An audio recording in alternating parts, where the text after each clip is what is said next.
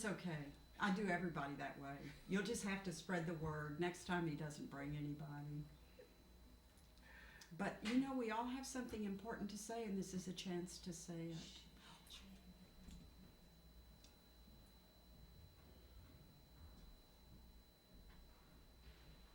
Good evening. My name is Thurman Greco, and I am the hostess of a program called Let's Live. And we are covering a very, very important subject tonight that we covered last week as well. And it's on homelessness. And it's extremely important now. The temperature outside is 30 degrees. I think last week it was about 9 when we did this program. And I have two wonderful guests. And I'm going to ask you to just tell us who you are first. My name is Salvador Altamirano Segura, and I work for Family of Woodstock. I'm the Director of Adult Case Management Services. And we have another guest who's really was a surprise because we weren't sure that she was going to come this evening. And so what is your name, my dear? I don't even know your name. Sarah Evers. Sarah Evers. And you said you work in a homeless shelter? Yeah, I also work for Family of Woodstock, a homeless shelter. It's called the Family Inn on Thomas Street. Wow. And how many people are in this shelter? We have right now about, I believe, 28 residents. 28 residents. Do you have, now I know about Motel 19. You talked about, a few minutes ago, you were talking about how DSS has the waiting list. There's a waiting list, and as soon as you get an opening, DSS calls and sends a person over. Do you know how many motels there are in the Kingston area that house homeless people? I believe the Budget 19 and the Super Lodge. That's it. The Wenton, we get people. But the Wenton is in Socrates. Yeah. They place people also in other motels, the Colonial Motel in Kerhonkson, the Wenton Motel in Socrates. Then there is another one in Highland. There are several throughout the county. How much pressure are you guys having now for people who need shelter that maybe you didn't have last year? Is it easing up, or do you have more of a need? I don't know if there is a lot of difference between last year and this year, but there is a difference from a few years ago to now.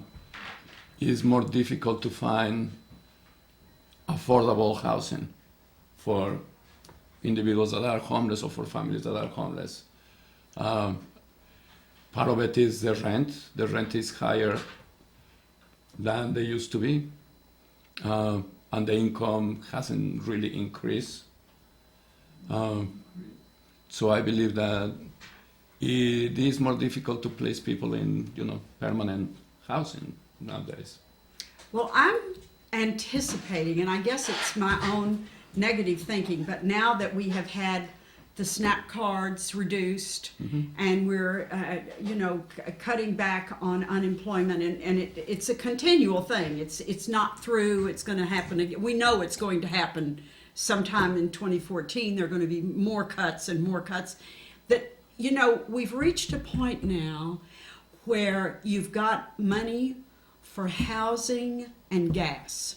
And you have to, gas is not something you can bargain with anymore because you've got to have gas to get to work. So if you have a job, you have to pay that bill. And everything else is secondary to that. Because if you can't buy the gas, you can't get to work. Right. And so if you cut back on the food stamps and you cut back on this and you cut back on that, then that just makes it much more difficult for the families. Yeah, I would say that paying gas is a minimum portion. I believe there is a huge amount of working people and non-working people that do not have a car, so they don't have the cost of gas. Nevertheless, if you are receiving a grant from social services, for a single person is $446 a month. That needs to cover rent and whatever else expenses you might have. You also will get some food stamps, as you were saying, through SNAP. But it is not, $446 a month is really not much. Is there anything in Kingston that you can rent for $446?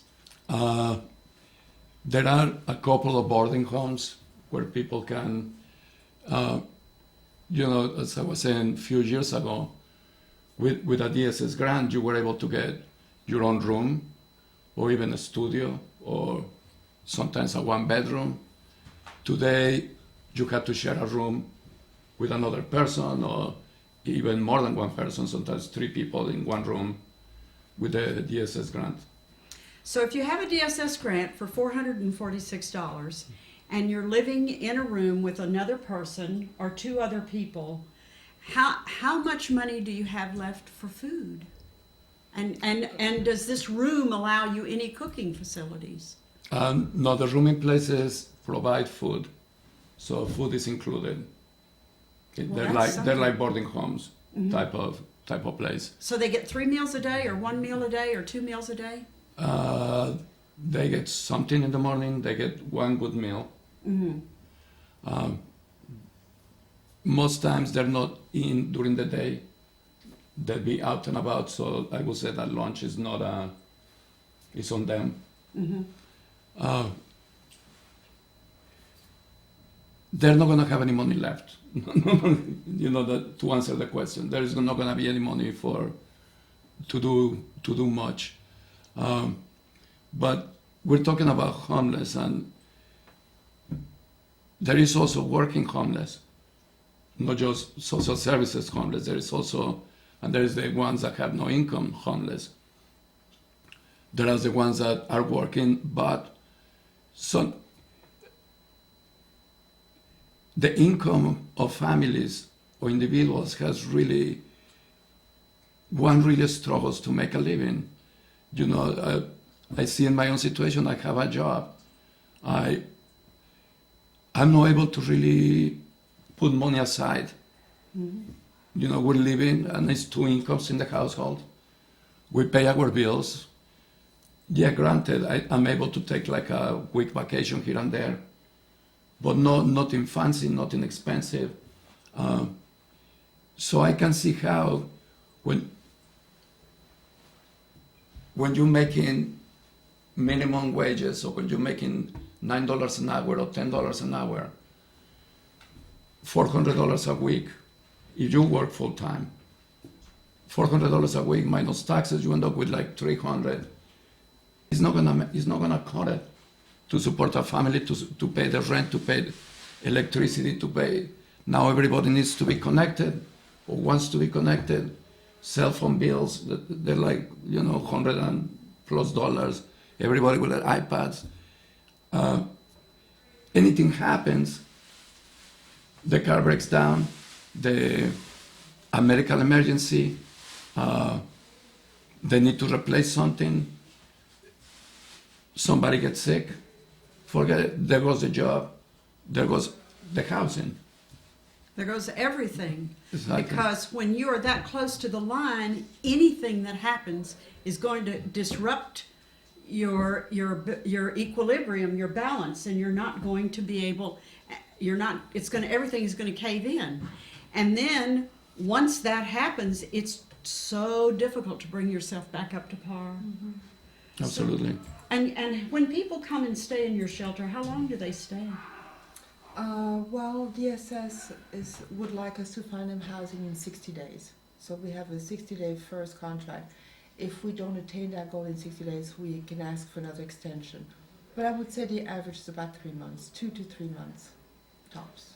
Have you ever had anybody that you couldn't find a home for by the second extension?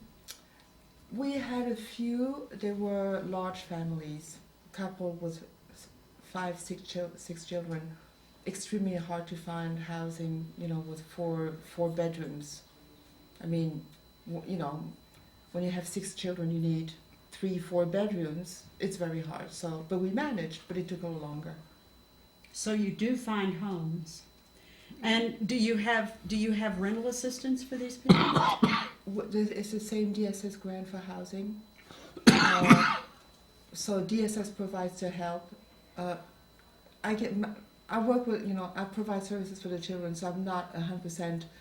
I'm familiar, but I'm not like the professional when it comes to to the grant, but my understanding is that DSS pays us for their housing while they're at the shelter, but once they move out, they have a rental assistance, they have food stamps, and they have Medicaid. That's So they basically have some kind of help to keep them until they're stable on their feet, is what you're saying. well, stable on their feet, meaning the DSS grant is going to help them find housing, and it's the same situation. I mean, our hardest population to find housing for is a single mom with a child, because it's so limited. It's, I think, how much, Sarah? $525. Mhm. So you would need, you need one bedroom, at least one bedroom, but you can't find a one bedroom for that. And it's the same situation. All the grant, the housing grant goes just for the housing. Hopefully, all the utilities included, and then there's not a penny left, and there's food stamps and Medicaid. So I mean, a cup of coffee or a token to take the bus. There's no cash. Right, there So- is no money. Yeah. Yes. You know, when the real estate bubble, however they call it, happened, the price of homes went way up. The rents went way up. Now it's a completely different reality. You know, the rents really haven't gone down that much. They went down a little bit a couple of years ago. But the income and the salaries never really went up at that level. People are still making the same. Then we had a crisis. A lot of people lost their jobs. You know, we encounter many people who actually own a home and end up homeless. They lost their home because they couldn't pay the mortgage and they end up homeless. We work with many people that have been on unemployment or were on unemployment. Some that their unemployment ran out. They were working people all their lives. You also, of course, have another population which suffer from, mental illness. You have population who suffer from substance abuse or alcoholism. So the bottom line, anybody can end up homeless. That's homeless is not one category of people. It's just a situation that happens and can happen to many different people. I bet you that the person that was paying their mortgage and had a job didn't think, hey, next year I'll be in a homeless shelter. But many were placed in a motel or they couldn't afford it anymore. Well, and the difficult thing is, and I saw this in the pantry, people would come in. You could also be homeless because of a hurricane as well. Absolutely, you can be totally natural wiped disaster. out. You can be totally wiped out because of cancer. You can be totally wiped. There's a lot of things that can totally wipe you out financially. They would come into the pantry, and people would come, men especially, it would be so tragic. They would come in. One came in so angry. He said, I am an able-bodied man. I have worked all of my life, and I am still strong. I am healthy. I have been fired for the first time in my life, and I know that I'm never going to work again. And it took him months to even calm down, because he had been proud of himself. And then here he was, he saw himself go from here down to here. And then people who do not see him, do not know him, see him as what he was, because he had not a really nice car, but he had a fairly nice car. So people say, well, he shouldn't be in the pantry line. Look at that car. Well, the car is part of the past. Right. The home is gone. They have no idea that here he is living in his car, and they don't know that. And then we have the same thing with college students. There are a lot of homeless college students. Nobody ever talks about that. Right. Young people living in their cars, as long as you can sign up for PE, you've got a shower.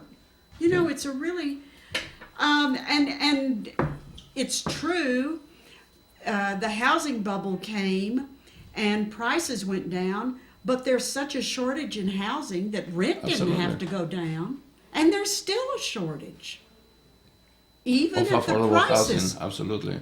Absolutely. Even at these prices, it's amazing.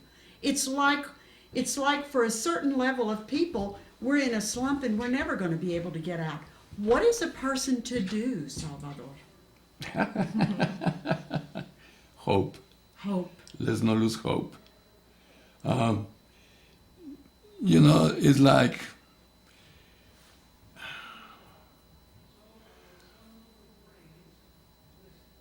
the first thing that as society we need to do is take the judgment out. Yes. Because whatever is happening to anybody, it is a product of the society. It's not, we like to call it the bad apple or the unadaptable or inadaptable or crazy or it's a druggie or it's a junkie or it's a whatever, lazy, bombs, whatever. Nobody has walked in anybody else's shoes. And whatever a person is, it was brought as the result of the life experience which happens within this society. And the rules of our society and whatever has happened is what has brought that person to that point. When we come into judgment, like you say, if I see somebody with a nice car, and I say, what is that person doing here? They don't need anything. Why did they want a bag of food from the pantry? They're taking from the one that needs it. And when the one that needs it is the one that has to look dirty or has to look like bad clothes. You don't know how many donations of clothing we get from people that are trash, with holes, stained. Thank All you. these are for the homeless. The homeless, if you don't want them because they're stained and they're broken, nobody else wants them. Because I don't want to wear this shirt anymore because it has a few holes. Somebody else will. The poor people. No, there is no poor people. They're people. They're individuals. And they deserve respect. If you're going to donate clothes, give them good clothes. You're not going to give them half a sandwich beaten up. Oh, you hungry? Oh, let me see. Here, have a few crumbs. Anyway, I'm sidestep jumping all over the place, but I do believe that the first step is to take the judgment out. When somebody has a struggle and goes looking for an apartment, it's gonna show. It breaks down, as you were talking about this man, it breaks down on the self-esteem, which is huge. Mm-hmm. One of the things that we try to, as well in the shelter as through the programs that I oversee, is we really try to help people regain some self-esteem or attain some self-esteem. Some have never been nurtured. Some of them were brought up in like, you're not good. They were never good enough. They were not nurtured. They were not loved. Some were, but then things happen. But at the same time, once a person is down, they need to be nurtured and they need to be respected and accepted at the place they're at, and then assist them in the way they look to be assisted. You don't need to do for them what they can do for themselves. But whatever they need help with, they can let you know. You can ask. Sometimes we get phone calls from people that, I just saw somebody in the street. Can you go help them out? They're really poor people. If they need help, they're going to come see us or they're going to seek help. We need to listen. We really need to listen. And we need to listen what they're saying and what the needs are. Not impose what we think they should be doing. I understand that there are programs like DSS needs to have the regulations, of course. I understand that things need to have some type of measurement. But we do need to listen, and we need to look at that and respect is what it comes down to, for me, at least my point of view. Well, I don't know how, respect is a term that I don't see in our culture anymore. There's no respect. You know, there's like, everyone seems to be self-absorbed. And of course, this is my age, you know, as you get older, I can remember my grandmother saying, you know, this country's going to hell in a handbasket. And I'm glad I'm this old because I'm not going to live to, you know. So we all hear this once you reach a certain age. But really, it's a cultural thing. And I see instances where business people and individuals are being disrespectful to other people simply because they can. Mm-hmm. I was in the pantry one day, and of course in the pantry over here in Woodstock, the Good Neighbor Food Pantry, and our line, you know, was forever, and they had us so we could only be in a certain part of the hallway. We had all these people stuffed in this hallway, and we were saying things like, well, you can't touch the wall, you have to stand right here, and it was like, you know, there's not a square inch left, we can't get a paper clip in here, and you won't let us, you know, step over this line. And someone walked in and said, none of you should be here. You should just all go out and get jobs. Well, where are we going to get work? Where are you going to get work? And then if you're homeless, somebody wants to know your address, what are you going to tell them? Yeah. That, you know, it's very difficult to get. There are many employed homeless people, but there are a lot of unemployed homeless people as well. Yeah. And you've got to have some kind of an address. Right. And of course, there are 3 places in Woodstock. There are 3 men in Woodstock who have given their address out to maybe 40 people.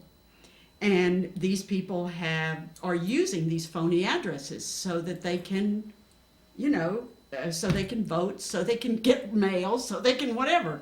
Right. But the world is not full of people who are willing to share their address. Right. It's very difficult. I agree. What do you think is the most difficult thing that a homeless person encounters? Being ignored. Really?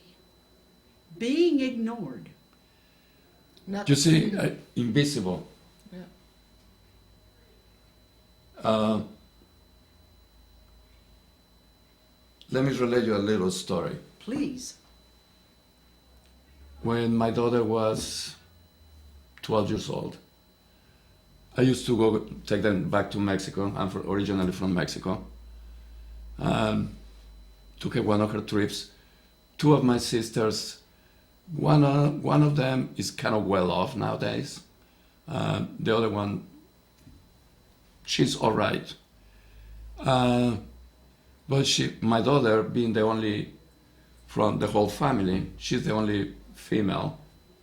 So my sisters, every time that we go visit, they would love to take her shopping. And they will buy her all kinds of things. Anyway, we got to Mexico.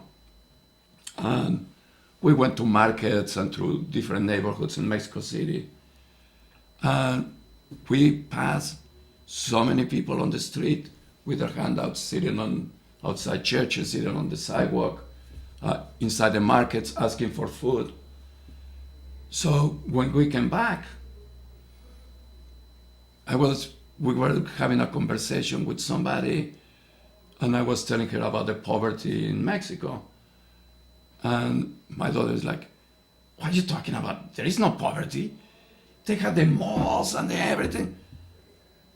You see, we walked through all these people, and my daughter never saw them. Right. Never saw them. And I think we're trained ourselves and through society at large not to see somebody else's suffering. Mm-hmm. We ignore it unless it's somebody in an accident or something like that. But when we see somebody that in need, we have lost a lot of the sense of community, and that we are connected as human beings with each other. And we pretend they're not there, so I don't have to deal with it. And I think that's the most difficult part. That's very interesting. not being, their existence not being acknowledged by many. The invisible. Right. What about the disabled homeless?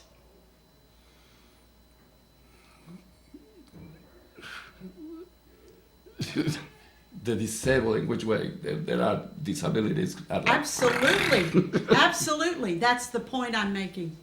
Yeah. You've got it. There are so many. And so many different disabilities, and so many. There are some mental illnesses that can shape or distort the perception of some if they don't take medication. With the medication, they can get kind of aligned with the rest of us. And it's very difficult for somebody on that circumstance to maintain a home or an apartment, or if they have delusions. And part of it, I think, is just in the dealings with society at large, not as much the financial aspect, because some might have income coming from disability or from even social services as well. But also can be a terrifying world for them. And nobody wants to deal with that either. I think I really speak about mental illness, or start talking about mental illness first, because I think it's the most difficult one. If I see you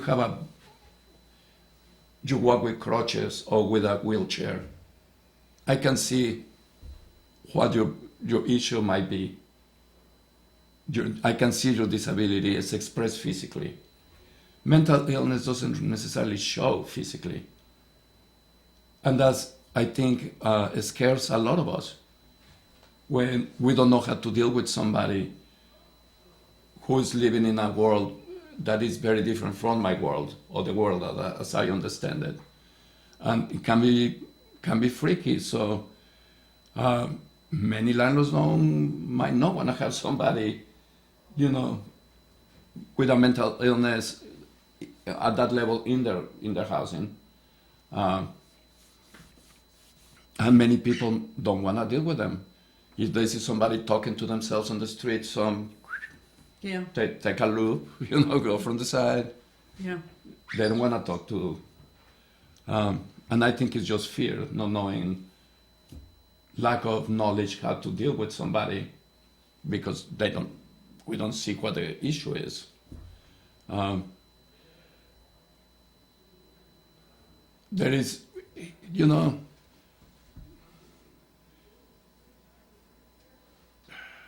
there are so many people that have physical disabilities as well, that are homebound throughout the county. That this is, apart from homelessness, but they also need all kinds of services, but they don't get them.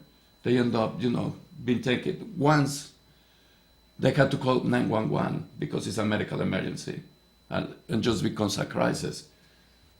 We have an issue with transportation in the county. I know there's been a lot of work being done and trying to get better service and better connection between towns and able to get to services. It's sporadic because not everybody travels. I understand you cannot have a bus going half an hour from every place to every place. It's not sustainable because there's not enough people traveling by bus. But so it makes it difficult for many people that are spread throughout the country to get to services, especially if you live in the more remote areas of the county, not necessarily in like the cities, but if you live in Olive or Shokan, or you live in Modena or Carhonson, Accord, it makes it a lot more difficult to get to services, to go see the doctor, yeah. Also, I think that as people, and I'm going to suggest, and tell me if I'm wrong, because you are in a facility where you see groups of people under a lot of stress. After a while, you can be a totally sane person. But when you start dealing with these insurmountable problems and you know in your gut they're probably not going to get any better, I think after a while the reality does change. I think people do go a little crazy. Which to me is different from being mentally ill. I mean, they are just caving under the problems that are created by no place to live, working and not getting enough money to buy anything but gasoline, the food stamps being cut. I mean, how can you maintain your sanity? How can you maintain a realistic, upbeat attitude? Right. You know? Yeah. A person can start off sane, and I realize that mental illness is a problem that we're not dealing with in this country at all right now. I don't think, anyway. I was reading a statistic the other day that said that 25% of the people in our country are mentally ill. That's a huge number. And of course, I have no way of verifying that one way or the other. Well, you know, I really go back into community. And I believe that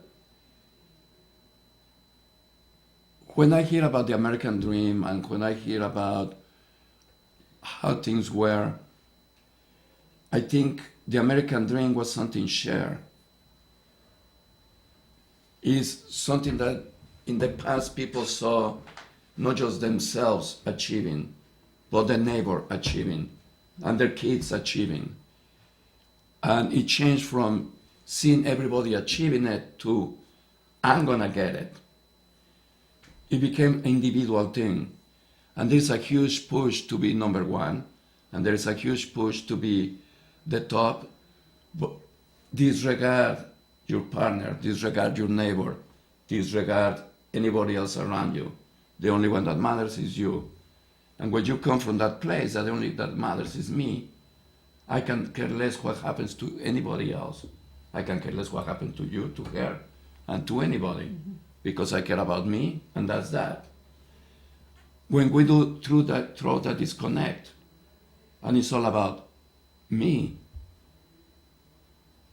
that's where we are, Mm-hmm. That's where we end up, not dealing with issues, and it's not me, so then it's a blame, because it's not happening to me. Well, I have no problem. You do. You solve it. Mm-hmm. You got yourself there. Look at me. I'm fine. Yeah. And I'm not going to resolve your issues. We need to act more as a community. We need to act more, and as a community, take responsibility and assume responsibility of what happens. It's not your fault. You did it to yourself. We have done it as a group, as a community. We contribute. So I will say where the hope lays is in the community. Where the hope lays is with us. Not something miraculously is going to happen. You know, employers try to make money. Business try to make money. But if the inequality is at the level that employees cannot make it to work because they're not making enough money to take care of business or their basic needs, it's not good for them either, because they're not going to have people working for them. So we need to, you know, something that blew my mind, I was doing a study on income inequality. And what blew my mind is in the 50s, the top paid 90% on taxes. Right. 90% of their income. Right now they pay nothing, and every time somebody says, well, let's tax the rich. It's like, don't touch them, they're not going to give any jobs. Right. It just blows my mind. Yes. we need to share the wealth. Yes. You know, when we are in a time that we can look at these things because the disparity and the inequality is so huge. And a family, how long is this going to last? Where somebody goes to work every day, all day, and still cannot make ends meet. That's not sustainable. It has to change. It really is not sustainable. And it just creates a diseased society. Whoever the provider is doesn't feel good about themselves because they're working and they're not bringing enough. And they're going to be angry, reasonably, because they're working hard and there is not enough food on the table. The kids have needs. They're going to want this, they're going to want that. You have the whole consumerism going at them. And they're not going to be able to be provided because there is not enough. So the kids are going to try to get it and they're going to grow unhappy as well. And the parent is going to be upset. So it's not going to be all loving and nurturing. They might be. But there is going to be moments of anger. Anyway, it just affects in the whole, Yes. I'm just on the surface, but it will affect how we grow up and how we continue to develop under these circumstances. Well, and if you have a family and they're struggling to keep the roof on the table, the roof on the family, and food is out there somewhere else, so that they're not even getting properly nourished, and health care, you can forget it, and the car is maybe working, you're doing the best you can to keep the car going so that everybody can get to work.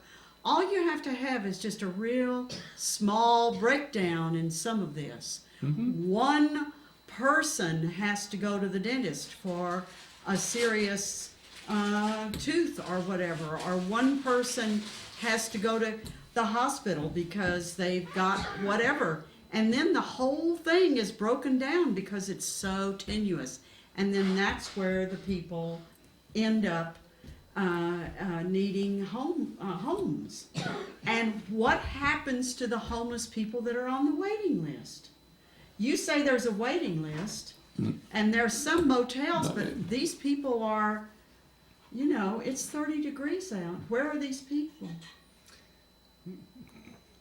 There is not a waiting list. It's just, I believe the shelter has just certain amount of beds, 27, 28.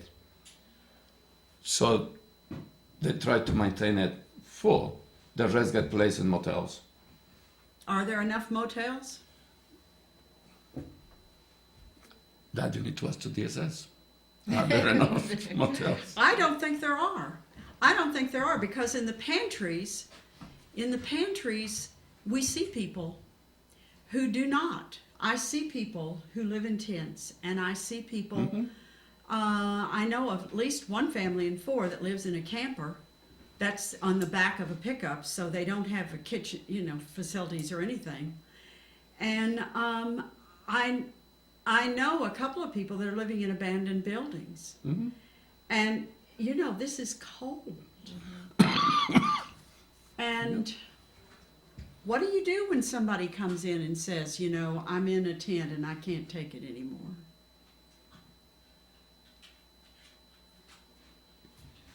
You send them to the motel?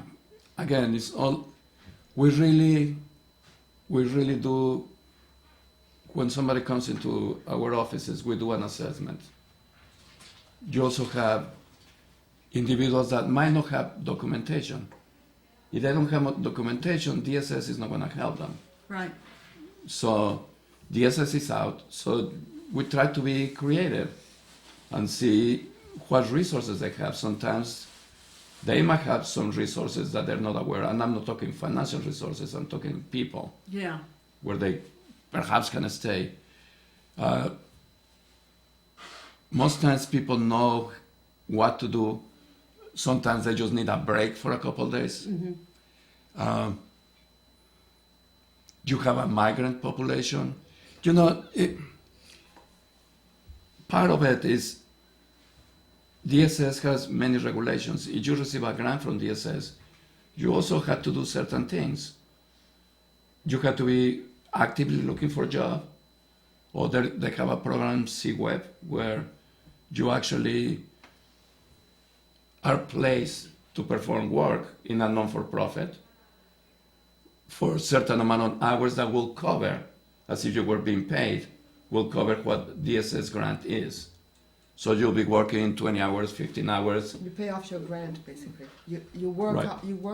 work off your grant. Oh, that's wonderful. That gives you dignity.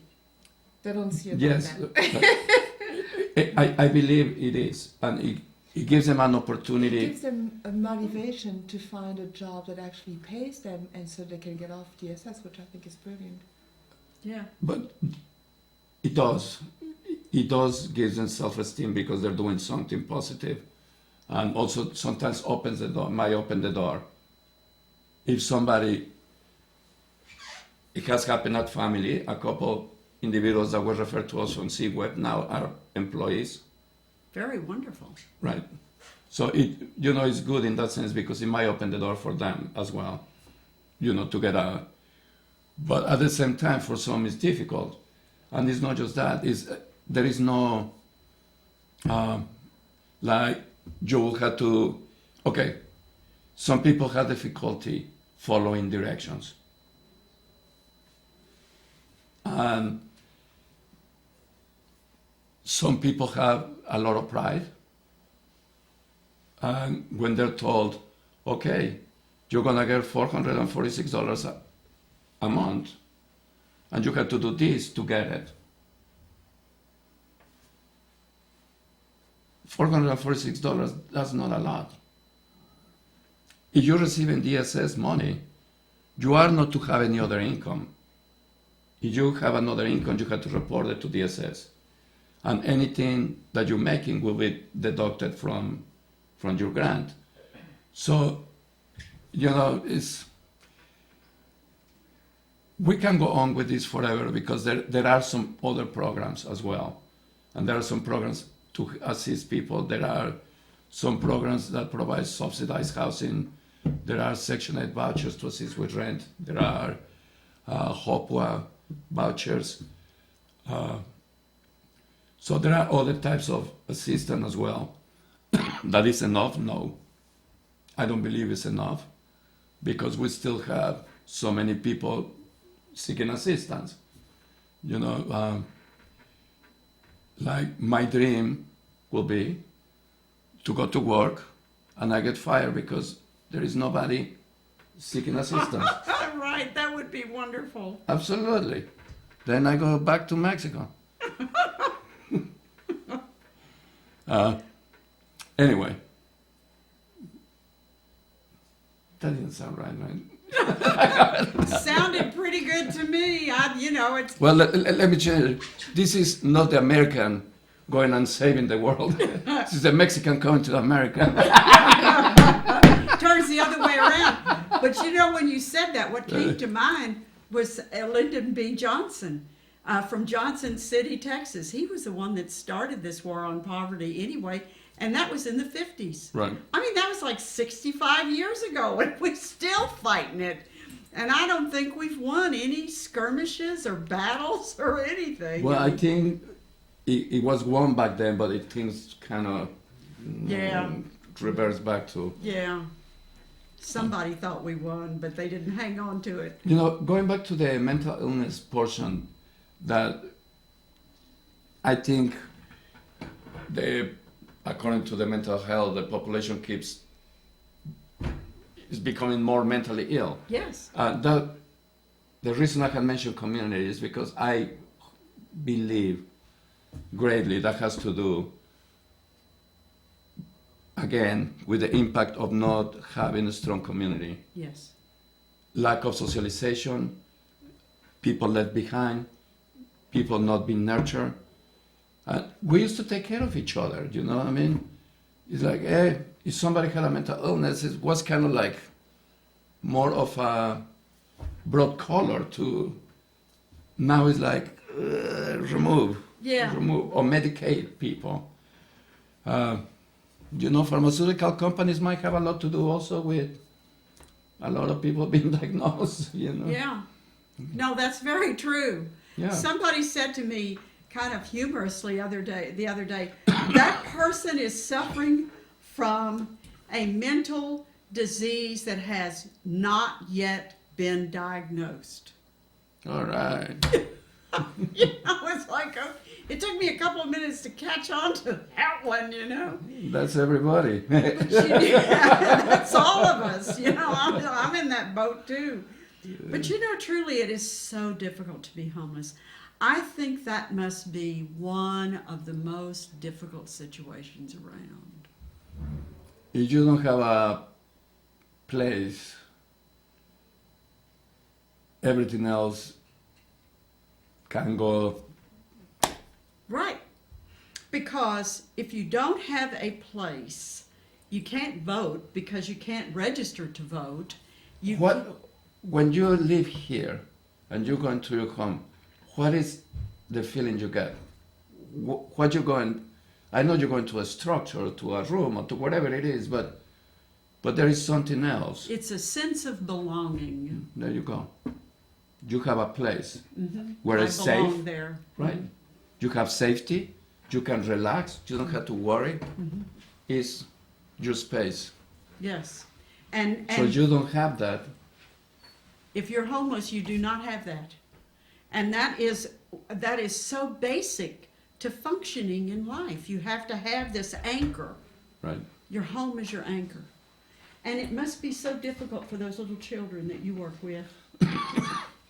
Yeah, I believe that it is so unsettling for them, but they're not able to verbalize it.